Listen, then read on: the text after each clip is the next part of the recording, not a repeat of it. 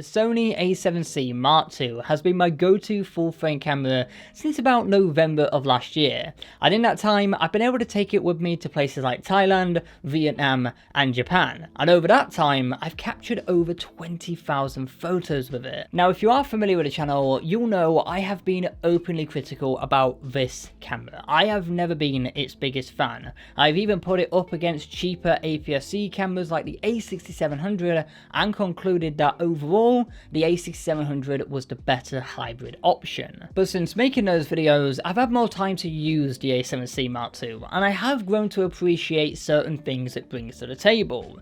That said, there are still aspects about this camera I'm not a massive fan of, which could make recommending it tricky, especially when you take into account the rumours about the long overdue Sony A7 IV. So today I'd like to share with you my hands-on long-term review of the Sony A7C Mark II to help you decide whether I'm talking absolute rubbish and this camera is actually in fact perfect for you, or if you'd be better off with something like the A6700, or even perhaps waiting to see what the Sony A7 V has to offer. Before getting the A7C Mark II, I used to actually own the A7 IV, but unfortunately I broke it, and my insurance company were like, you again, and they settled on a payout, and I decided to take a gamble and go with the A7C Mark II. And when I made the switch, the first thing that I realised Sony nailed with this camera was the size and weight. The A7 IV weighs 659 grams, whilst the A7C Mark II comes in at 514 grams, 145 grams lighter. That might not sound like a lot on paper, but it's definitely noticeable the moment you pick it up. In recent times, I have become more of a fan of these compact setups, especially for what I shoot, which is primarily street travel with the odd motorsport and car shoot thrown in. So for me, the A7C Mark II fits my demands pretty well, and it is impressive that Sony has been able to jam in a full frame sensor into a camera that is similar size and weight to an A6700. In my eyes, the A6700 is more compact and lightweight overall, mainly because the lenses designed for them can be smaller and lighter thanks to that smaller sensor size, and also the lenses tend to be a lot cheaper. When I mount a lens like my Sigma 24-70 on the front of my A7C Mark II, the setup can easily push past 1.2 kilo and start to feel front heavy, which somewhat negates the purpose of having a compact camera. By comparison, an APS-C setup with a similar focal range typically stays under 800 grams. Of course, there are a lot of options out there if you want smaller, more compact full-frame lenses, but I don't know about you, I don't own a yacht and a ton of money to be able to throw it all off the side to build the perfect travel full-frame setup. There is only one lens I decided to buy specifically for the Sony A7C Mark II, and that was the Sony 24-50 f2.8. I was hesitant at first since it costs about the same amount as my Sigma 24-70 Mark II and covers less focal range, but what convinced me was the weight, just 440 grams. And paired with my camera, this setup weighs just under 1 kilo, perfect for travel and street photography. It's actually become one of my favourite lens combos, and I am tempted to actually make a video about the 24-50 because I do think it's an underrated lens. As you'd expect with this kind of camera, the build quality is solid, well constructed, weather sealed, and I've got no complaints. However, the grip is noticeably smaller even compared to the A6700, which makes holding it for extended periods of time less comfortable,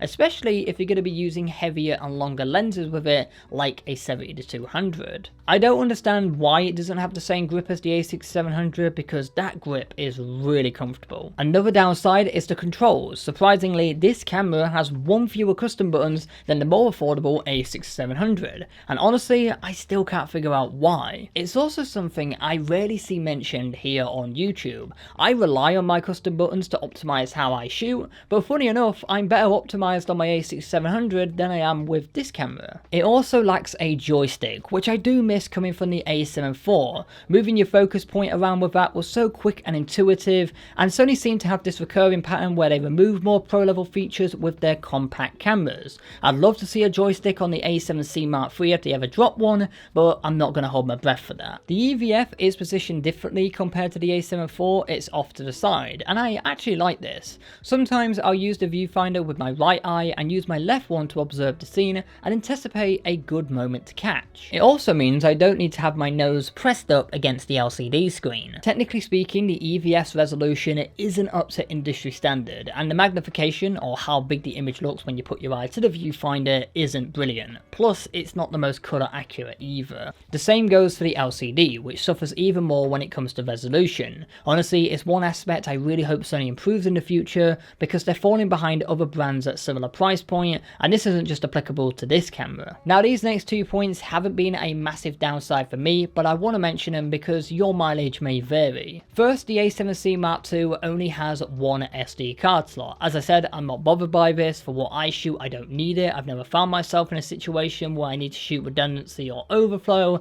but if you're shooting weddings or client projects, it might be something you want to factor in. Second, the A7C Mark II uses a micro HDMI port instead of a full size one. Again, this doesn't affect me, but if you rely on monitoring or external recording, then this is something to keep in mind, because micro HDMI can be a lot more fragile and less reliable. One of the biggest upgrades coming from the A7 IV to the A7C Mark II is AI autofocus, which is actually a bit surprising considering the A7 IV never featured this. I'm not going to complain though, because this new generation of Sony's autofocus is probably one of the best on the market. Being able to select different subject types combined with AI subject detection makes tracking people, cars, and even animals feel effortless. It locks on, sticks, and rarely, if ever, hunts, even in difficult lighting.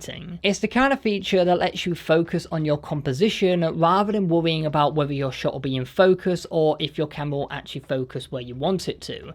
This system actually convinces you that it's actually reading your mind. Video specs is where I have a mixed bag of feelings towards this camera, some of which may ruffle some feathers, so just be prepared. But there are features that I've really come to appreciate with this camera, like the ability to import LUTs, which lets you see your final look in camera rather than staring at a grey washed out screen. I found this genuinely helps me nail exposure more accurately in camera. The camera also features 7 stops of in-body stabilization, an improvement over the 5.5 found in the A7 IV. This definitely helps when using slower shutter speeds for photography, but I find it most useful when shooting video handheld. Another noticeable feature is the dual native ISO, which is active at 3200, which helps deliver cleaner footage if you find yourself in lower light conditions. You also get, of course, 422 10-bit video, which is lovely to work with and great for color grading. Alright, so now on to my biggest issue with this camera, and to be fair, this isn't just an issue with this camera, it's also a complaint I had against the A7 IV, and that is 4K 60 FPS is handled with a 1.5 times crop. I don't think the A7 IV should have come with a 1.5 times crop, but my theory is Sony did it on purpose to have a standout feature for the upcoming A7 V. I probably make the crop sound worse than it actually is, but I'm also judging it based on the current state of the mirrorless market, which has really ramped up in competition. Sony used to be miles ahead of the curve, but now they've fallen behind in a lot of areas, video specs for their hybrid cameras being one of them. Just look at what Canon have been able to deliver with the R6 Mark II, or Nikon surprisingly with the Z6 Mark III. Both of these cameras severely outshine and outclass the video specs found in the A7C Mark II. I mean, funny enough, Sony has actually technically even outdone themselves with the A6700. That doesn't crop until 4K 120, and the A7C Mark II can only do 120 in 1080p, and that's an APS-C camera outdoing a full frame camera. If you're not shooting video, then this is something that will be meaningless to you, but for me, who is constantly switching between both, it's always annoying having to deal with a crop at 60 FPS, and it's one of the main reasons I'll be upgrading to the A7 V. Sorry if that ruffles any feathers, it's just my brutally honest take, and I want to call it as I see it. I don't want to tiptoe around it, and on this occasion, I'm going to ignore the old Yorkshire code. Hear all, see all, say now.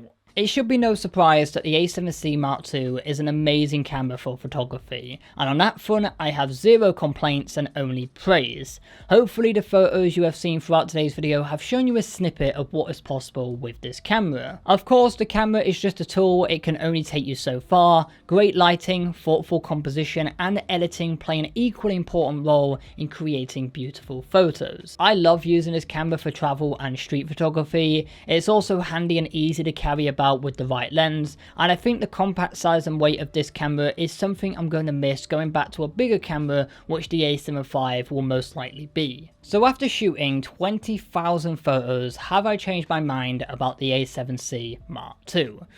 Yes and no. Personally, I'm still not its biggest fan. The smaller grip and fewer custom buttons continue to bug me, and the video specs are starting to show their age, which to be fair, isn't wrong because with the best one in the world, they are secondhand from a camera made in 2021. It also faces some really strong competition, even from Sony themselves. I still stand by the fact that I think the A6700 is the better hybrid option for most people. For starters, the body alone is around £800 cheaper. The lenses are more affordable, the lighter, the more compact, you get more modern video specs, you get a bigger grip, more custom options, and the image quality easily stacks up against full frame cameras. And that's not a knock against the A7C Mark II, it's more of a reflection of where we are with camera tech today. Any camera from the last 10-15 years is capable of producing incredible photos. With that said, spending real time with the A7C Mark II has shown me what Sony got right with this camera. For starters, as mentioned, the compact size paired with a full frame sensor.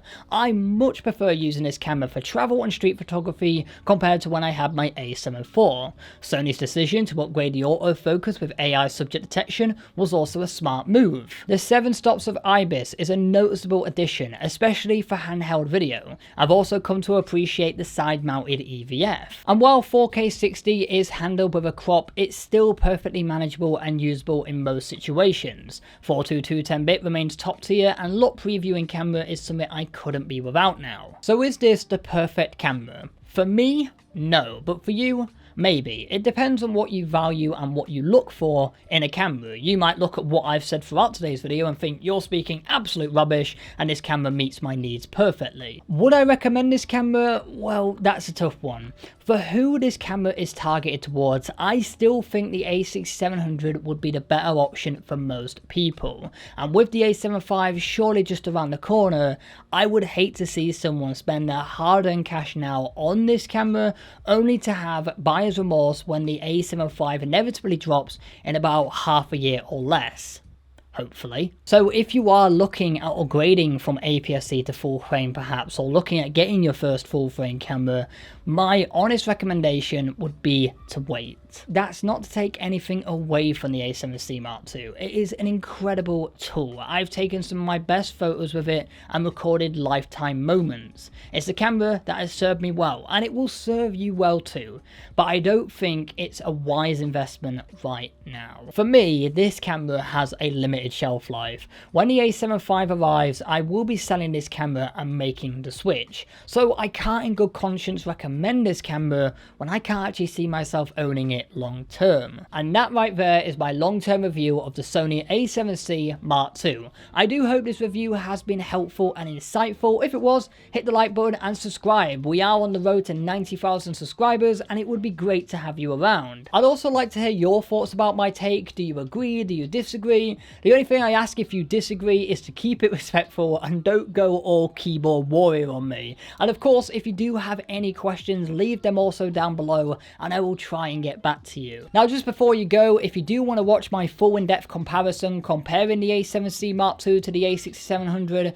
then you can check it out right here. Or if you'd like to really understand the differences between full frame and APS-C cameras, you can check out this bottom video right here. And with all that said and done, until next time my friends, create, explore and inspire.